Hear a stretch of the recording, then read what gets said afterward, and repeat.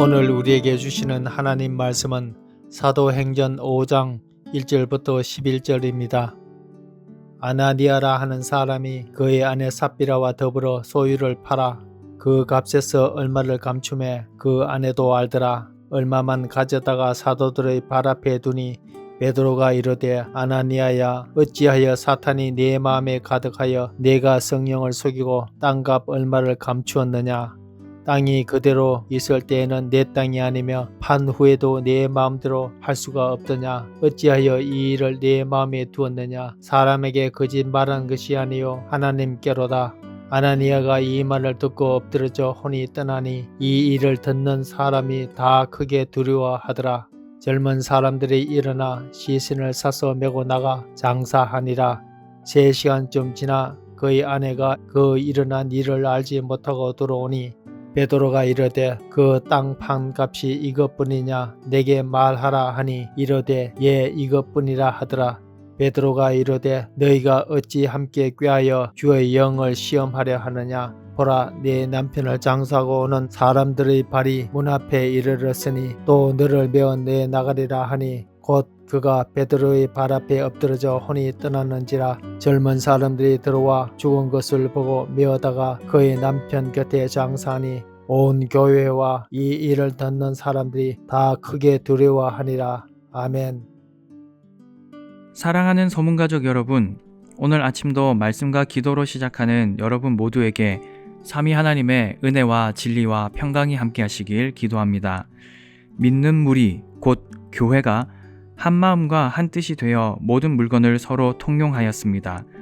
자기 재물을 조금이라도 자기 것이라 하는 이가 하나도 없었습니다.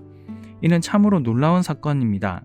제 아무리 믿음이 좋고 제 아무리 친밀하다고 해도 서로의 물질을 아낌없이 주고받는 관계가 되는 것은 결코 쉬운 일이 아니기 때문입니다.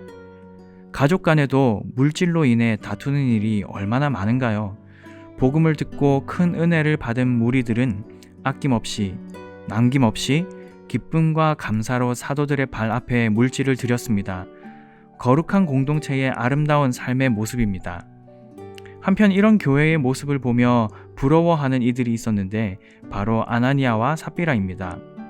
그들은 거룩한 행위로 주목받고 인정받기를 원하는 명예 추구자였습니다. 그러나 그들의 마음에는 물질이 너무나 아깝습니다.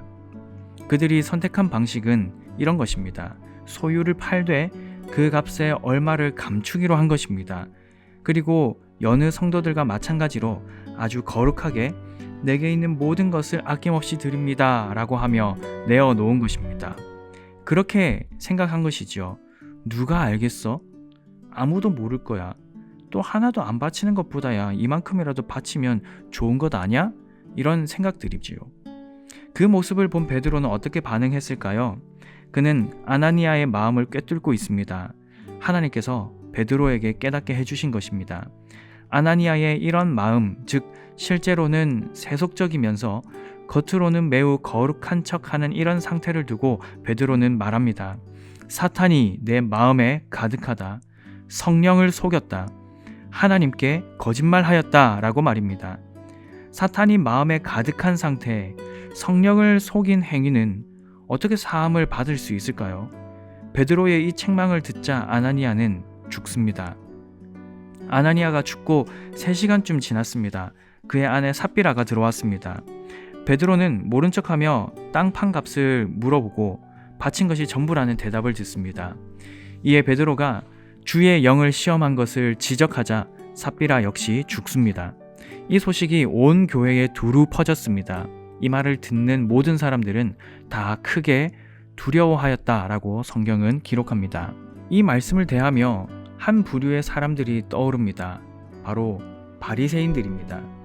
그들은 겉으로 보기에 매우 거룩해 보였습니다. 누가 봐도 가장 신앙생활 열심히 하는 사람들이었습니다. 자타가 공인하는 하나님과 가장 가까운 사람들이었습니다. 그러나 한 분만은 그렇게 생각하지 않으셨습니다. 바로 우리 주님이십니다. 예수님께서는 그들을 보실 때 치를 떨며 싫어하시고 가증하게 여기시며 지옥의 자식들아, 독사의 새끼들아, 너희가 지옥의 판결을 면하겠느냐라고 하셨습니다. 아이러니가 아닐 수 없죠. 다른 이는 몰라도 하나님께는 인정받아야 하는 사람들이지 않습니까?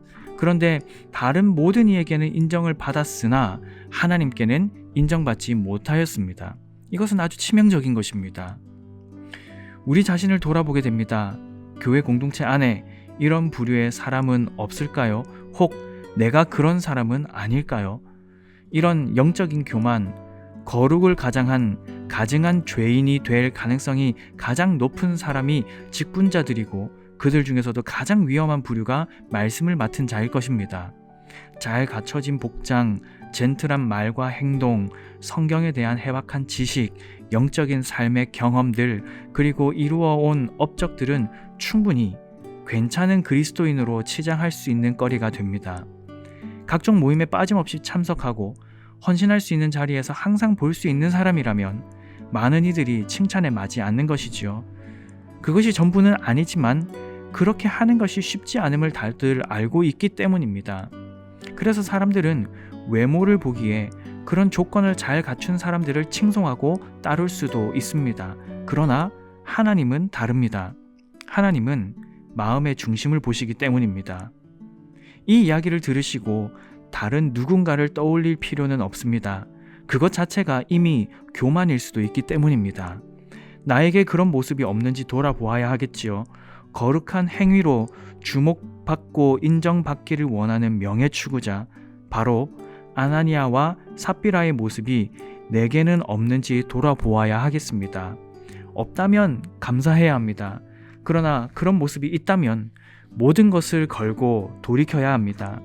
그렇지 않으면 그는 사람들에게는 인정받을지 모르나 하나님께는 전혀 인정을 받지 못하게 될 것입니다. 그것은 사탄이 마음에 가득한 죄악입니다. 그것은 성령을 속이는 죄이며 하나님께 거짓말하는 것입니다. 주의 영을 시험하는 범죄입니다. 발견되는 즉시 돌이켜야 할 부분입니다. 거룩한 행위로 주목받고 인정받기를 원하는 명예 추구자의 모습이 우리 안에 없기를 바라고 혹 있으신 분이 계시다면 즉시 주님 앞에 회개하고 돌이키시기를 축복합니다. 또 하나 우리가 주목할 부분은 교회의 치리입니다. 11절은 온 교회와 이 일을 듣는 사람들이 다 크게 두려워하였다라고 기록합니다. 이 두려움은 베드로를 향한 것도 아니며 죽음이라는 심판 자체를 가리키는 것도 아닙니다. 이 두려움은 하나님을 향한 경외입니다. 오늘날 그리스도인이 왜 쉽게 범죄할까요?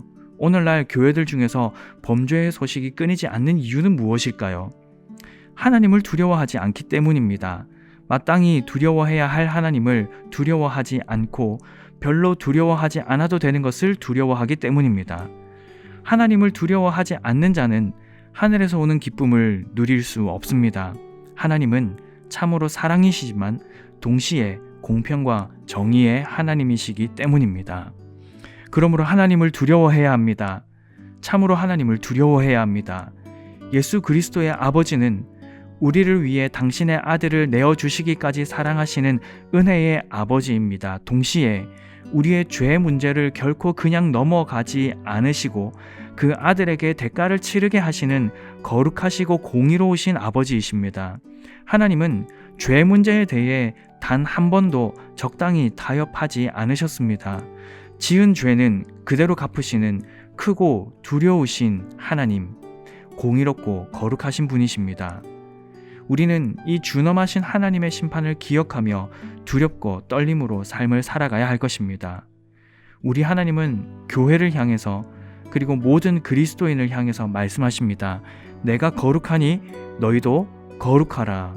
이 말씀을 마음에 새기며 오늘 하루를 순결하게 살아가기로 다짐하시길 주님의 이름으로 간절히 축복합니다. 오늘 아침에 함께 기도하실 기도 제목입니다. 첫째, 거룩한 행위로 주목받고 인정받기를 원하는 명예 추구자의 모습이 사라지게 하시고 주께 온전히 헌신하는 참 그리스도인이 되게 하소서라고 기도하겠습니다. 두 번째, 다음 세대 자녀들에게 생명 있는 믿음을 허락하셔서 세상을 두려워하지 않고 하나님을 두려워하는 세대 되게 하소서라고 기도하겠습니다. 이와 같은 기도 제목으로 기도하시고 개인적인 기도 제목으로 계속 기도하시겠습니다.